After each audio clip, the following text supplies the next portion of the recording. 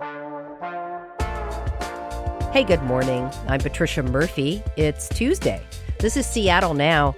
This summer, state, local, and federal law enforcement spent more than 100 days and almost $10 million searching for Travis Decker. The Wenatchee man is accused of killing his 3 young daughters back in late May.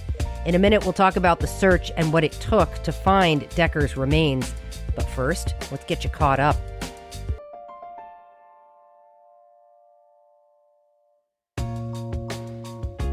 If you haven't made up your mind in the Seattle mayor's race, there's another debate tonight.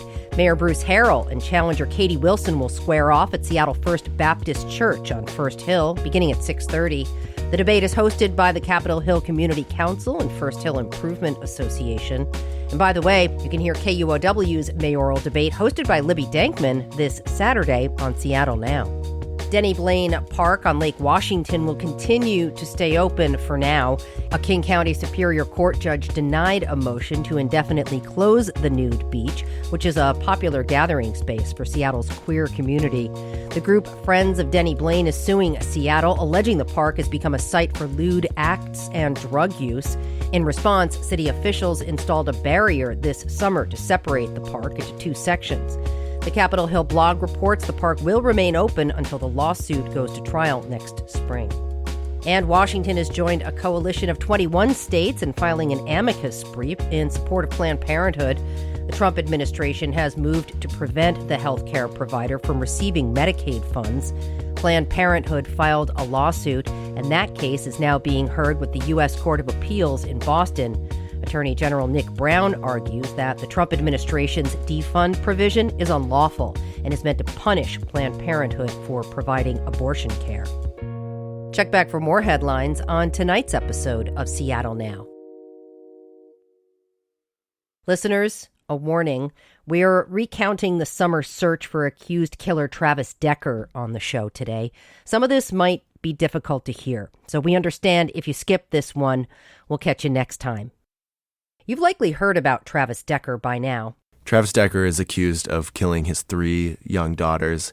They are elementary school age, and he did not return them for their court-ordered custody agreement to return them to their mother, Whitney Decker, on May 30th.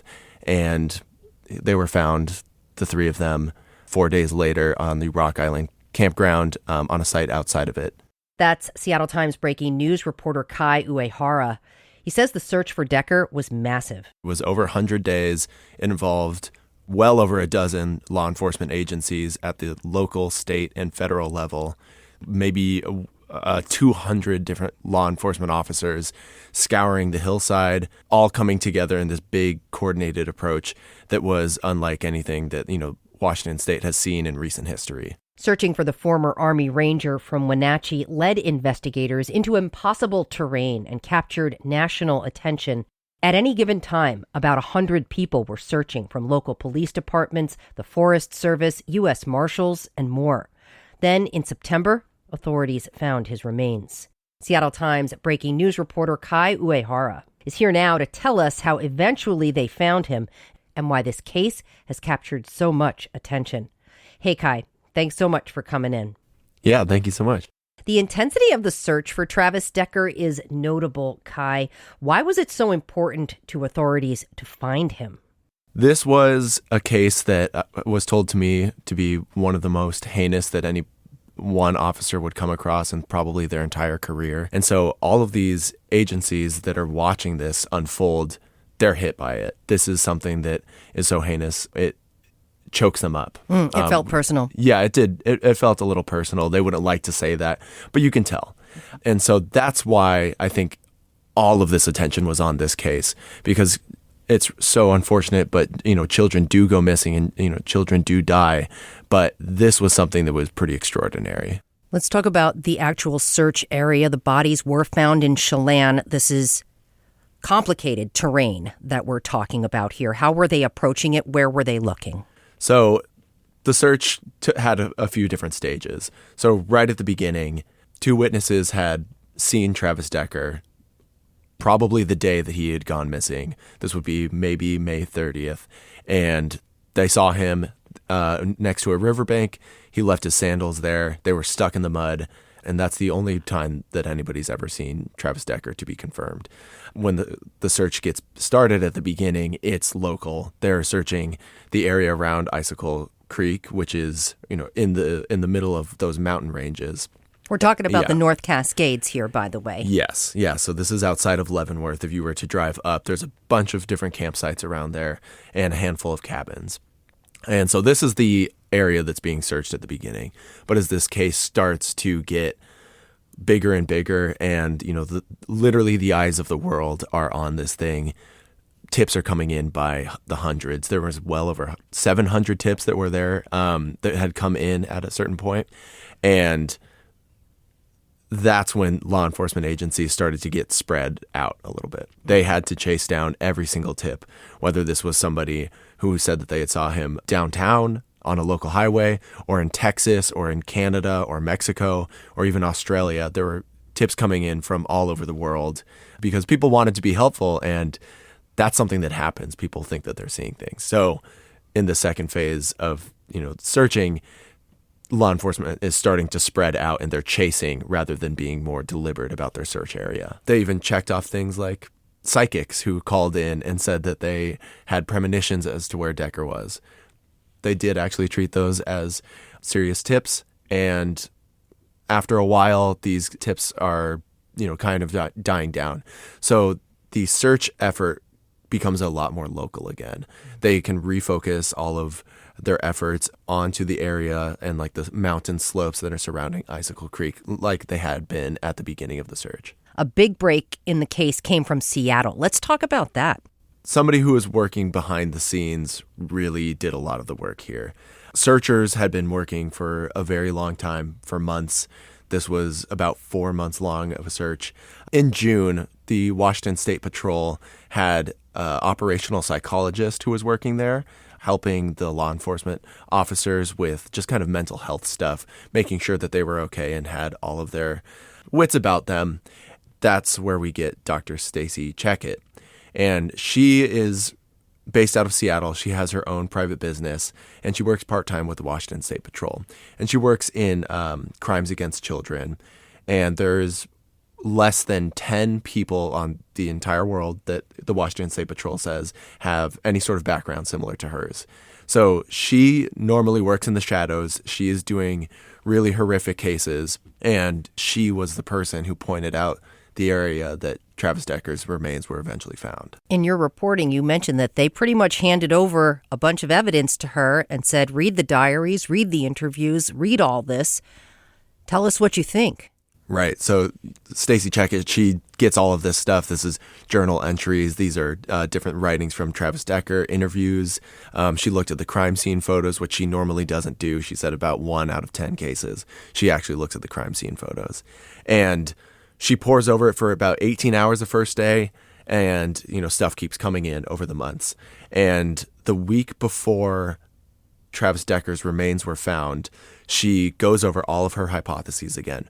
What she's tasked to do is essentially understand Decker, get into his mind, think about why he may have done what he's done, who he was, and most notably, figure out which way he went based on all of the things that she knows about him. So in this final week, she comes up with a hypothesis and, she draws up a diagram and she tells the search teams that she thinks that he has gone this way up, a couple thousand feet up this slope next to where the girls' bodies were found. What does she learn about Decker in her investigation? She learns, as, you might suspect, Travis Decker was a very, very unwell person. We know from Whitney Decker's court filings in their divorce in 2024 that he had been suffering from probably post-traumatic stress after he was separated from the Army, and he was having a hard time engaging with people. And so we know that he started to isolate more and more. And Stacy Checkett told us that during this time when somebody is becoming more and more secluded, they are not receiving any support. This is a process that's called decompensation. And decompensation essentially is this moment where somebody's reality is no longer the one that we are all living in. Travis Decker was not living in a reality that matched all of ours. So he was in a very poor mental health state, and we don't know why he did what he did, but it's a big contributing factor. All right, so she takes all of this information and somehow, through her analysis, points to an area that she thinks Decker could be in. Why does she say that? We don't know all of the details that she considered to make that assessment. She was very guarded about what, parts of her job she would reveal to us. But we do know from the U.S. Marshal Service that they were told by Dr. Stacy Checkett that Travis Decker would likely go somewhere where he would see the crime scene from an elevated position. And that leads the U.S. Marshal Service and the search teams to put orange reflective panels down where the crime scene was and face them up towards the mountain. And search teams flew drones along the mountainside with their cameras pointed down, and that's how they started to mark off places that you would probably be able to see the crime scene from. So they're checking for the proximity of where Decker could have been in relation to where his viewpoint would have been for the bodies of his children. Right. And where the remains were eventually found, I was told you were able to see those reflective panels.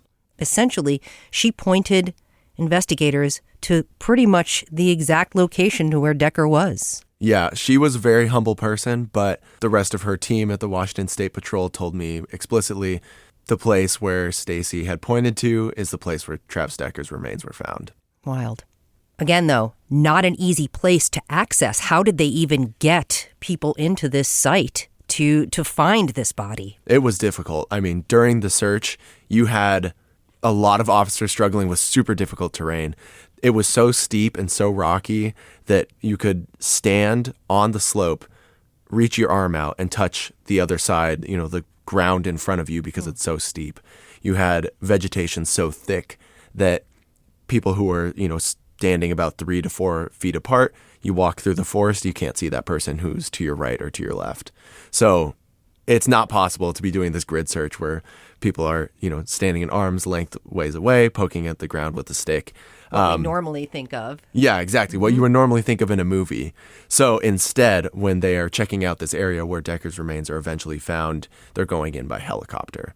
So we talked with the helicopter crew who normally is doing a lot of mountain rescue. So that's picking people up from the ground. In this case, they were taking people down.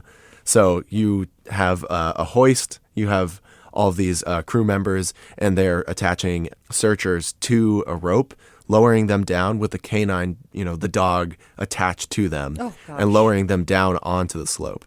And one of the helicopter crew members had told me that when he landed, every time he took 2 steps up, he fell 1 step back down. It was pretty tough. Really interesting. They do find Decker. What is the condition of the body? There's not a whole body. The remains are mostly bones. They're scattered in different places. We're told several different sites. These are ribs, vertebrae, 1 finger, femurs, feet. The torso of Decker is missing still, and so is the cranium. They were significantly decayed. We were told by the Chelan County Sheriff that the ligaments had been so decayed that normally they're holding bones together. They had decayed so much that the bones had come apart. And we are told also that animals had probably gotten to the remains and dragged them off to different spots. So many of them are not accounted for. But notably among them are clothing pieces, Army Ranger shorts, a bracelet, a can of chewing tobacco. This all matches his last outfit. Strong indicators that this is Travis Decker, even though at this point it is not confirmed that this is his body or his bones. What can you say about how long he may have been out there given the condition of what law enforcement found? We don't know how long he was out there. The autopsy cannot be done. We don't know his manner of death, but there's a lot of clues that we do have. I mean, the state of the remains being so significantly decayed tells us that he was probably up there for a long time. Dr. Stacy Checkett would also tell you that she thought it was highly unlikely that he was alive during the search.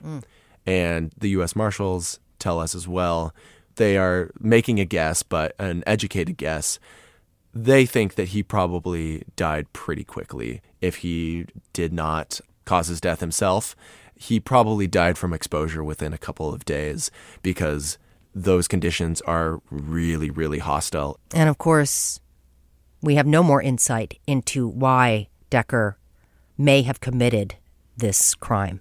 Yeah, we don't. It was part of Dr. Stacy Checkett's job to also think about Decker and why he might have done this.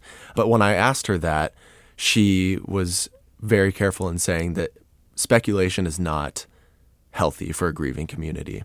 It's the thing that we want to do. Everybody wants to know why he might have done this.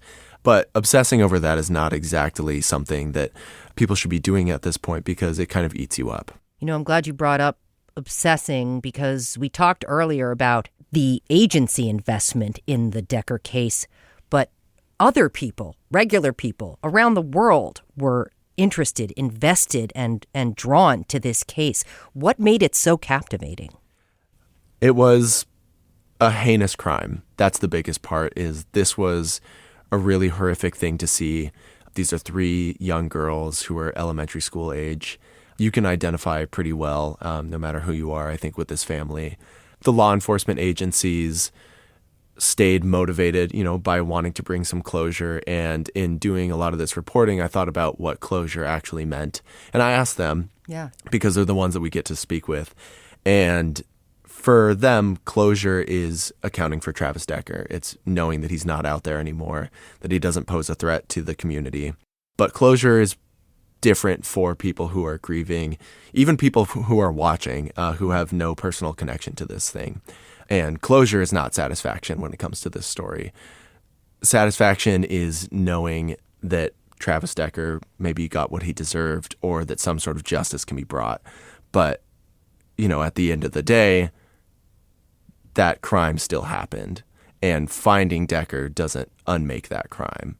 It just means that the person who allegedly committed that crime is accounted for. What should we as a true crime-obsessed society be grappling with when something like this happens, when we get so few answers? We need to realize that having so few answers might be the outcome. I mean, we will never know how Travis Decker died. And what that means is we don't know if he died by suicide.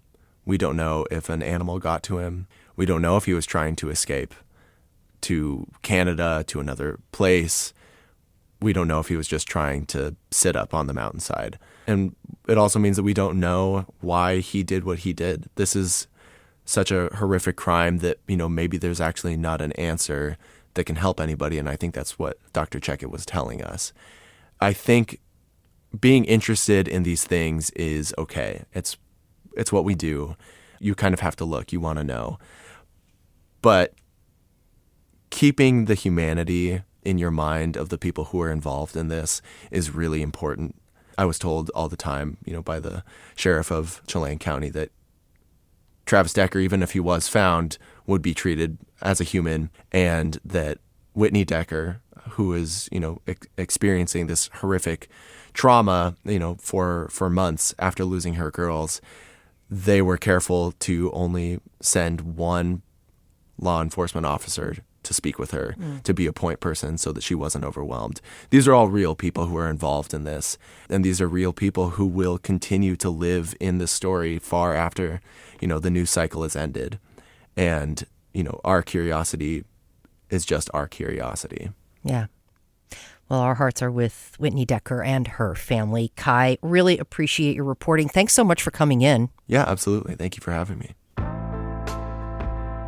Seattle Times breaking news reporter Kai Uehara. Appreciate you listening to Seattle Now. Today's episode was produced by Brooklyn Jamerson Flowers. It was edited by Caroline Chamberlain Gomez. Our production team also includes Andy Hurst, Vaughn Jones, and Paige Browning. Greg Kramer does our theme music. Seattle Now and KUOW Public Radio are members of the NPR network. I'm Patricia Murphy. See you soon.